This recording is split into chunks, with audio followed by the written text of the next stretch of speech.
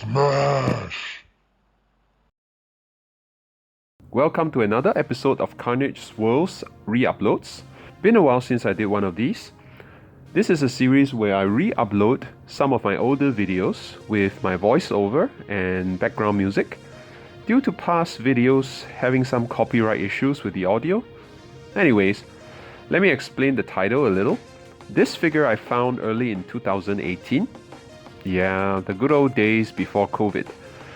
It's definitely not an official retail figure, that much I know, because I got it brand new and at a very incredibly low price. Do I know for sure that they made this intentionally as a bootleg? Or is it just a factory reject and resold way cheaper? I don't know. Anyway, on to the supposedly SHF bootleg figure review. It comes in a clamshell, a quick look at the official product, with some photos from a quick online search.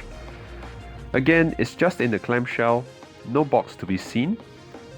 So let's unleash him from the plastic prison and have a closer look.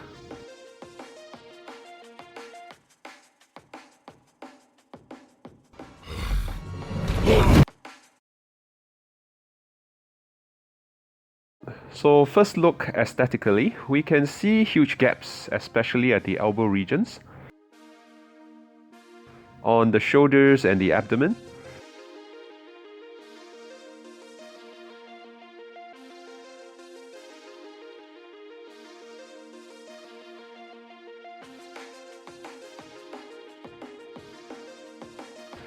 So you can see from this shot, the massive gap in the abdomen affords much range, but way unsightly when posed wrong.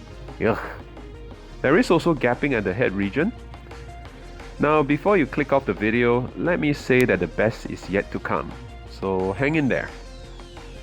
Let's go through the paint.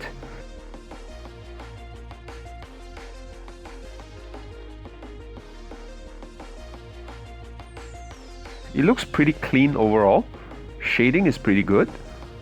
Good sculpt too. You got the nice musculature and popping veins. So if you squint really hard and overlook the large gaps, it actually looks not too bad. Alright, on to the accessories. It comes with a total of 3 heads. Starting from the right, a grim sulking Hulk face. In the middle, an angry teeth-baring face. And finally, I'm gonna smash your face in face.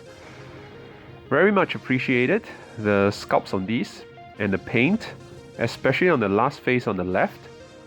Mouth is very well painted.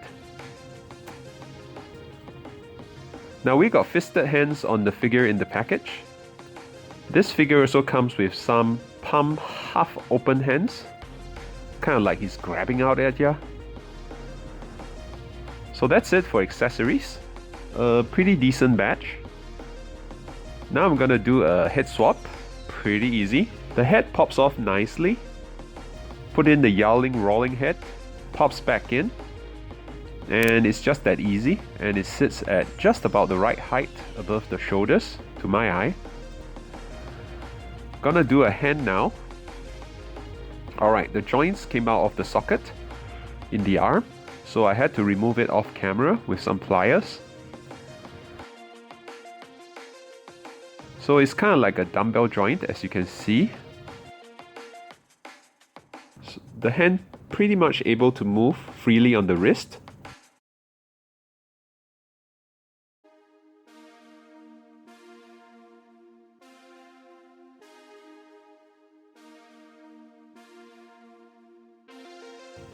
Done. Right, so now going on through the articulation. Again, try not to look at the gaps. Head moves up this much. Okay, a pretty good start. Okay, a pretty good start. A bit of a gap. Looking down. A bit of a gap shows both ways.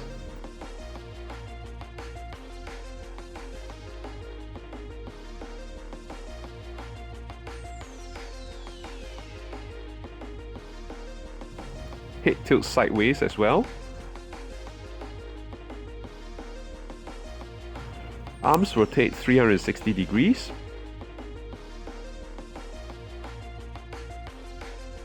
And raises well above the horizontal this much. Excellent for a figure so big. The large and gappy double joint elbows bends very well. I'm pretty sure not many big action figures do this, so that's pretty amazing. So wrists move well on that dumbbell joint. On to his diaphragm joints. Very gappy, yes, but gives this figure an immense crunch forwards. Not so much bending to the back due to the sculpt.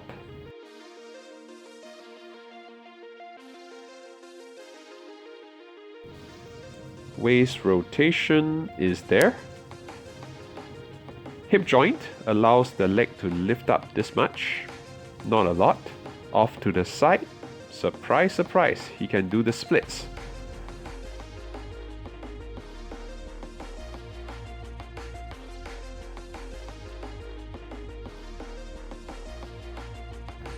Decent double jointed knees. I say decent for a big figure. Leg rotation is at the hips. Let's look at the foot articulation. Ankle joint allows the foot to move back this much, and the foot moves forward this much. There is toe articulation, and a good ankle rocker. So this figure measures about 21 centimeters. Now pardon the lighting in this segment, it's a bit bright. Comparing to the SHF Dragon Ball Super Saiyan Goku,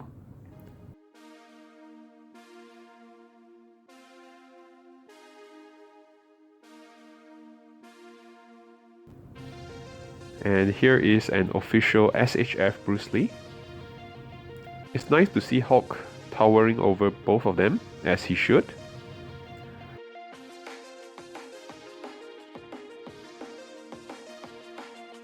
Using this figure in the Marvel Legends display works also, in my opinion. Here is a Marvel Legends Iron Man Mark 46 and a Homecoming Tech Suit Spider-Man. So what do you think?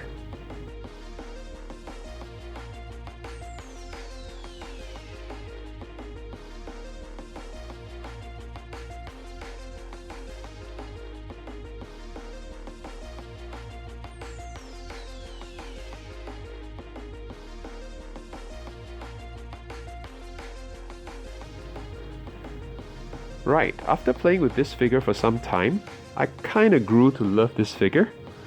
You can get into those comic booky poses that I always dreamed of Hulk figure being able to do. So far, this figure can do it.